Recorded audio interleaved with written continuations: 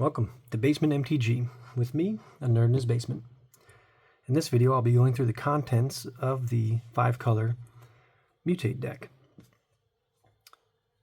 These here over here, this is just all the normal lands. I'm not going to go through all these. It's all just normal basic lands or add dual lands, triple lands, whatever. The only notable land in here that does anything else besides that is the tap 3 to tap, draw a card, activated only if you control a creature power 4 or greater. Ponder's Enclave. Love drawing cards, so that's a great land to have in here. The non-permanent spells is a couple Soul-Tide Charms. Give you some options there, destroying creatures, artifacts, enchantments, little card draw. Dromar's Charm, gaining life, counterspell, -2/-2. In there mostly for the counter target spell. And it's a 5-color deck, so you can pull off the few colors. Simic Charm is in there for a little bit of protection. The Mutate deck, you need to be a little careful in here. People trying to remove your stuff when you've built up some kind of mutated creature, well, you can give it hexproof. Or, bounce some creatures, do its other business. Heartless Act, just a little removal. Putrefy, some more removal.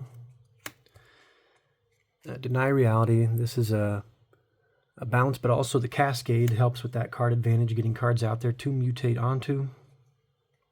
Boros Charm, giving it indestructible is mainly what this is in there for, giving a creature indestructible to save it from losing multiple things. And this is in there mainly also for drawing cards. Return of the Wild Speaker. Going to draw cards equal to the greatest power among non-human creatures you control. Mutate decks tend to not have any humans in it, based on when you mutate, you have to mutate onto a non-human creature, which we can get into that once we get into the creatures.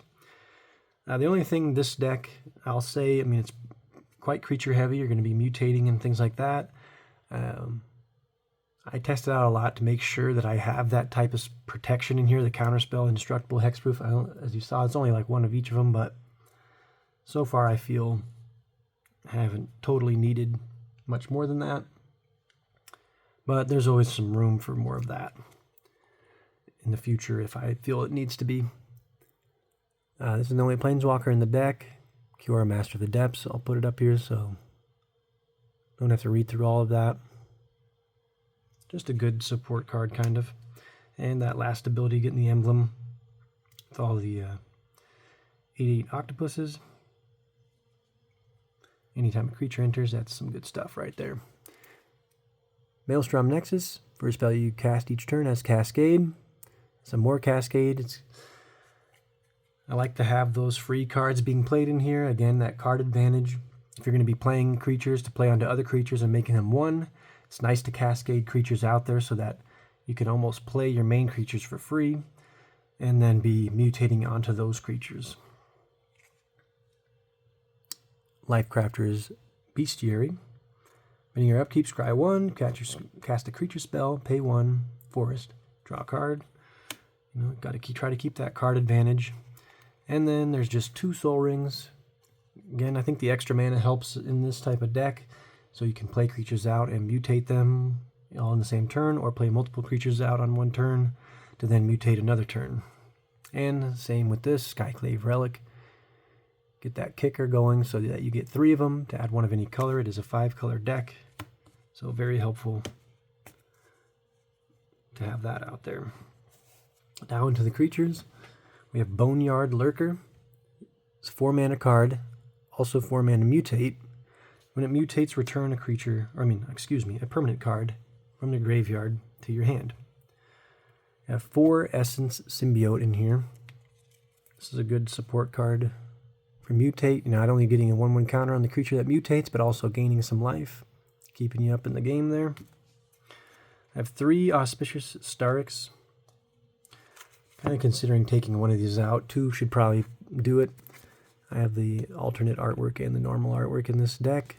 But this is also similar to a Cascade, except you can get into lands, though. When you mutate it, you exile cards for how many times you've mutated it, and get to play those cards for free, or not play them for free, I should say, put the permanent card on the battlefield. Again, it can be lands. Cascade only does non-land cards to be cast for free. Migratory Greathorn, the alternate art and the normal.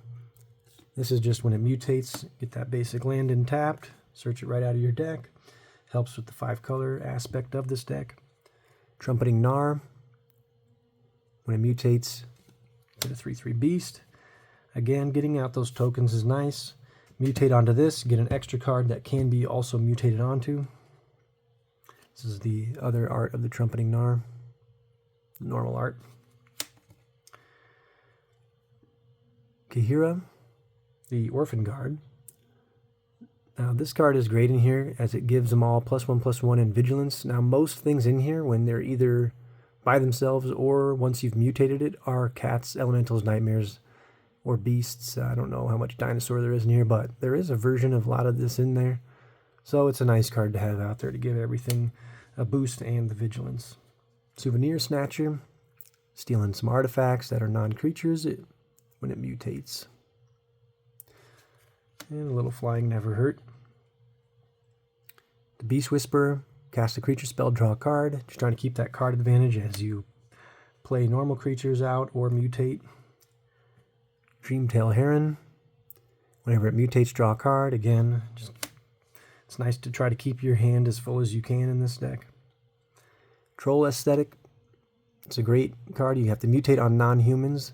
This is obviously a non-human. Not only it has hexproof to try to save you from people's removal and things like that, but also if someone does damage to everything, it's got the regenerate aspect on there. Which I'm going to skip ahead to this similar idea here. It doesn't have the hexproof, but it does have the possibility for regeneration. Trying to keep your creatures that you've mutated on the field as long as possible. Mind Bleacher, 5/5 flying, mutates. Exile the top card of each opponent's library face down. I can look at and play those cards as long as they remain exiled. Glowstone Recluse, it's a pretty simple creature here. Just when it mutates, get the 2/1/1 counters. It's got reach. Help with that flying defense. Cavern Whisperer, Menace, has the mutate ability. Whenever it mutates, each opponent discards a card. I like that. Not only it's an awesome artwork, but it's each opponent discards a card instead of just an opponent discards a card, which is nice. Otrimi, the Ever Playful, 6 mana normally, otherwise the 4 mutate. Now this one doesn't, when it doesn't have the mutate ability. It has the casting ability, but most of them say when they mutate, such and such happens. This one is deals combat damage to a player, return creature with mutate from the graveyard to your hand. So it still deals with mutate, but it's not triggering from the mutating. Huntmaster Liger, got the mutate ability. Whenever it mutates, creatures you control get +X/+X, where it's the number of times it has mutated. Pouncing Shore Shark, whenever it mutates, turn a creature an opponent controls to its hand. And if you've been noticing, I'll just put them up here. This is a beast, cat, nightmare, beast, nightmare. That's just a spider. But when it mutates, if it's in one of these. So all just saying the benefits of this card here. Most everything either is or will eventually be one of those creature types to get that benefit.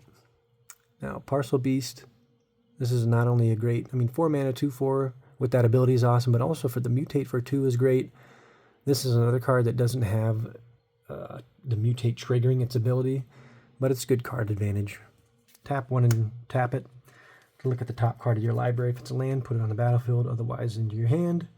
It's even a great card not to mutate onto. Just keep it on the side, just to keep keep trying to keep your hand full. Aluna, Apex of Wishes, mutate ability, Flying Trample. When it mutates, exile the cards off the top of your library until you exile a non-land permanent, put that card on the battlefield or into your hand. So again, it's kind of like a cascade type thing, except you don't have to cast it. If you get into a card that's not going to make sense to play necessarily, or you want to trigger and mutate with it, then you can just stick it into your hand instead of playing it. Because if you put it on the battlefield, you are not able to mutate it onto another creature. It's just going to come out on its own. Zerium Golden Wing. Flying. Whenever a Griffin you control deals combat damage to a player, get a 2/2 Griffin.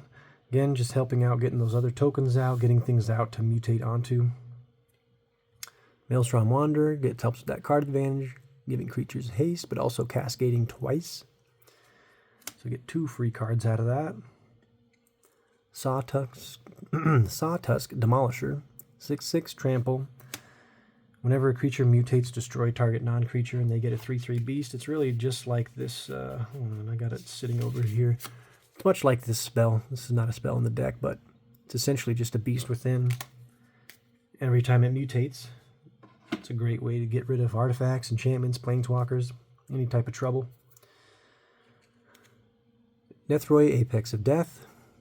Death Touch Lifelink. When it mutates, return any number of creatures, power 10 or less, totaling power 10 or less, from the graveyard to the battlefield. Rashmi, Eternity's Crafter. Similar to a Cascade type ability.